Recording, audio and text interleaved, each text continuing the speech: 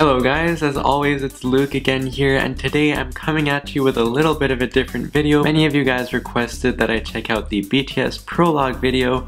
I didn't get the chance to react to it because A, it's 12 minutes long, my camera doesn't even film for that long, and I just figured people wouldn't sit through that long of a reaction. However, before I get into talking about that video, I want to quickly let you guys know that I'm super excited and lucky enough to be attending the BTS 2015 highlight tour in San Francisco. So if you or any others are going to be there, I'd really like to meet other ARMYs, because I'm sure I'll be waiting in line for a while. And I just found out a couple of days ago that I won't be allowed to film or record anything during the fan meeting, which is unfortunate, but that is the will of Big Hit. Hopefully I will at least be able to give you guys a video about my experience of meeting them, of touching them.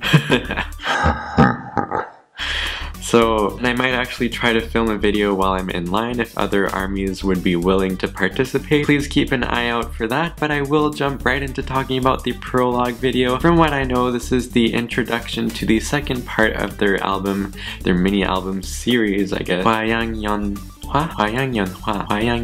the mood for love? Something about beautiful time, youth. I don't know. But essentially, it seemed to pick up where I Need You left off. It was very emotional. First thing we see is V all bloody and emotional. His acting was really on point, really convincing with that trembling, and his voice, just the tone and the tears, and it was very well pulled off. I think he did a great job with that. You see him phoning someone, and this is the part that I'm a little bit confused about, because I thought he'd be phoning Jin, who as far as I know is actually still alive. So I don't know why he didn't answer the phone. I don't know. It's a mystery to me. Maybe you guys know, so if you know anything better than I do, which I'm sure you do, please let me know in the comments down below. I'm not hardcore enough to really be an investigator like a lot of ARMYs. The way that I interpreted this whole video is that we're kind of looking through Jin's imagination, through his memories maybe, because, well, I guess we get to that part later on, but you see V lying on a mattress, the 5 others are skipping along, then you see Jin pop up filming the 6 of them. And then you hear the beginning of a song that I think is Butterfly. We hear it a bit more later on, which is when it really hit me how beautiful that song was, but some of you did ask me what my thoughts were on that. I think it sounds great so far. It kind of induced many shivers within me. And that's always a good sign, right? Another thing I noticed here is that V gets up on a bit of a elevated piece of concrete, which kind of seems to be foreshadowing what he does later on in the foreshadowing what he does later on in the prologue. Then it jumps to a scene where they're around a campfire. It seems like they're drinking. I wasn't sure if it was alcohol, but I strongly hoped that it was, because I want to see Bangtan turn up, for lack of a better word. No, it's kind of on a bucket list for me to experience drinking with them. Not to sound weird or stalkerish about that, it just seems like it'd be a good time. And then I was like, why is there a movie of them being projected onto the house behind them? I don't know. I will never really know the answer to all of these very important questions, but so there were many things from here on out that I was able to connect to I Need You, as a lot of ARMYs that I saw on Tumblr pointed out. Jungkook playing with a lighter, I think. Was it Jungkook? But that, I think that's relating to Suga's Suga's lighter. The part where Suga kind of... the part where Suga lights his place on fire, I think. Later on we see them go to a gas station. You hear a song called My City that's playing. I think it sounds really dope. It sounds pretty cool, and just a very interesting vibe and feeling to that song. Rapmon and Jungkook both sounded great from what I heard.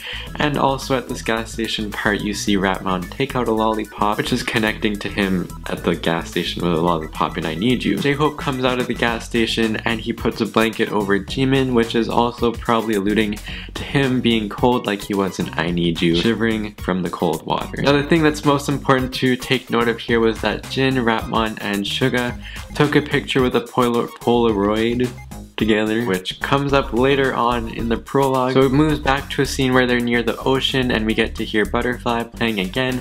The first time I heard this, it didn't instantly hit me in the feels, but the second time when I was watching this, because I'd been through the whole prologue and heard the song, just as soon as those little piano type notes started playing, I was like, The feels in all the directions, and I think it's really seems like a beautiful song. Jungkook's vocals are very dreamy to say the least, as well as V's, and as soon as those harmonies kick in, it's just everything. Like, I'm kind of exaggerating. I'm not that like obsessed and hardcore about BTS.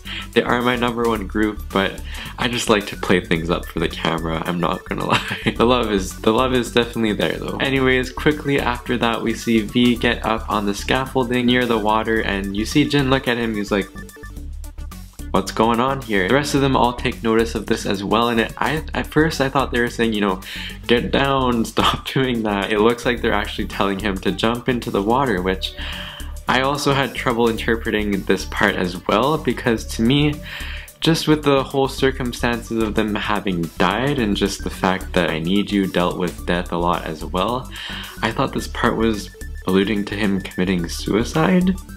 I don't know, I don't want to be politically incorrect with speaking about that, but that's what it looked like to me, so I didn't understand why they were all like, just jump, you know? And also, if V hadn't died yet, was Jin really alone this whole time? Because after the credits roll, where we get to see another song called House of Cards, which I don't know if it's an actual song, or if it's an instrumental, or if it's really anything at all. I guess we'll have to wait for the album. But anyways, after the credits roll, we see Jin reach into the glove compartment of the truck, pull out the Polaroid that they took at the gas station. Suga is nowhere in the picture, that he was actually alone. And it definitely hits him, and it hit me there quite hard as well. It made me pretty sad, and I have to admit I didn't really know what was going on during the whole prologue until that moment. So watching it a second time definitely felt very different, and I'd recommend that you guys do that if you haven't already, because you notice a lot more things and it just feels a lot more sad.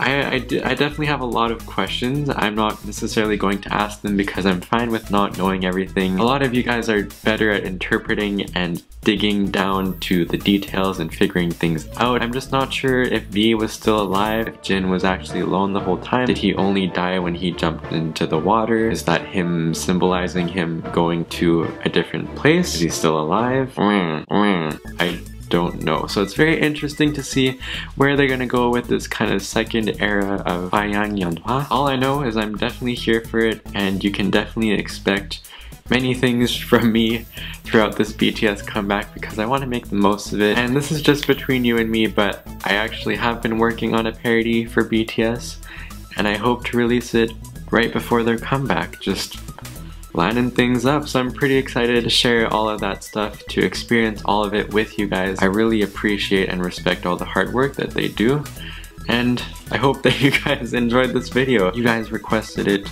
so much. So I'm sorry for all the reactions that I've been missing. I wanted to do 17, Monsta X, so unfortunately I think I'm going to skip out on those. Hopefully you guys understand that, but definitely let me know if there are other things that you'd like to see, and I will try to do my best to bring them to you. So thank you guys as always for watching and supporting. Stay awkward, and I will see you guys next time. Bye!